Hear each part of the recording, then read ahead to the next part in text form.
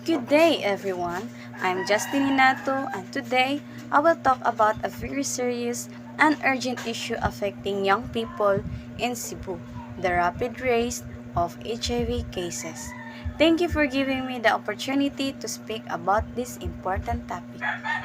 Imagine, in a community where more and more young people are diagnosed with a life-changing illness, an illness that many are afraid to talk about because of fear and stigma. This is happening right now in Cebu, where HIV cases among the youth have surged by 300%. This issue concerns all of us because HIV affects individuals, families, schools, communities, and even our healthcare system. Understanding this problem can help us protect ourselves and support others. The 300% surge of HIV cases among the youth in Cebu shows a growing health concern that must be urgently addressed. I researched this topic and learned how HIV impacts young people's physical and mental health, as well as their access to services. I also discover how stigma and lack of awareness make the situation even more alarming.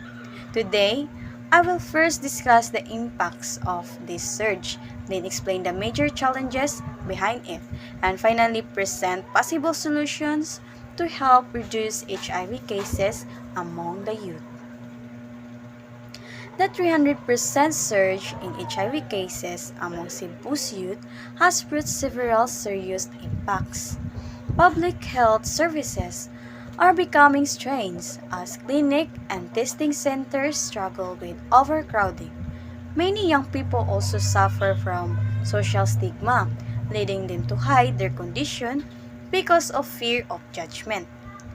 Healthcare expenses rise as treatment and regular checkups become more difficult to maintain.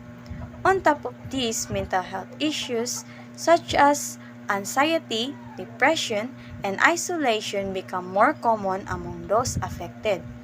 These effects shows why the issue must be taken seriously. Another major concern is the set of challenges that contribute to surge in cases. Many young people still lack proper awareness of how HIV spreads and how it can be prevented. Unsafe sexual behaviors continue because of misinformation or the absence of proper guidance. Discrimination also remains a big barrier.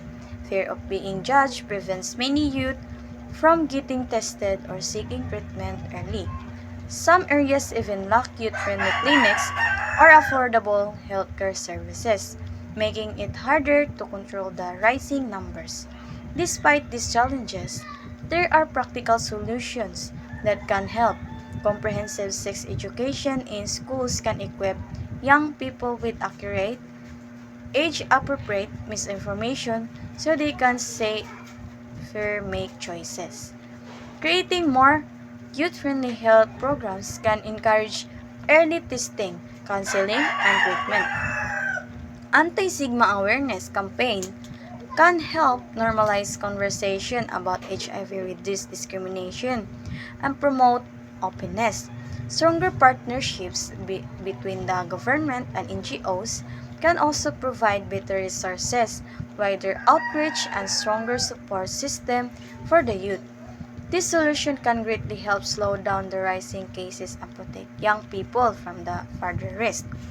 In conclusion, we have learned about the rapid 300% rise in HIV cases among Cebu's youth, the serious impacts it brings, the challenges that cause it, and the possible solutions that can help address the problem. This alarming surge shows a growing health concern that requires immediate action and attention from all of us. The rate of HIV cases may seem overwhelming, but awareness, education, and compassion can make a powerful differences by starting open conversation and supporting youth-centered program. We can help protect the next generation and create a healthier, safer community. Thank you for listening and for caring about the health and safety of our youth. If you have any questions, I will be happy to answer them.